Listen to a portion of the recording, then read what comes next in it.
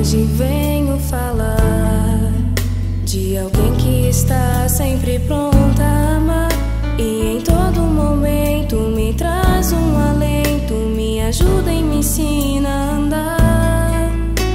Eu hoje quero dizer: é maravilhoso o teu jeito de ser, com os olhos de amor edificas o lar, consagrando tua casa no altar.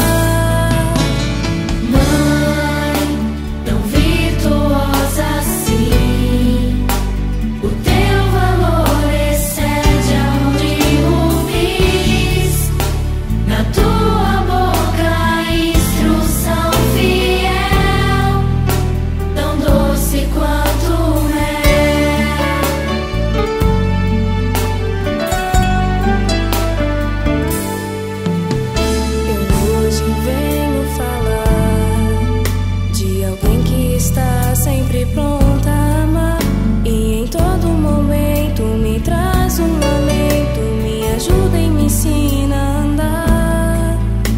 Eu hoje quero dizer: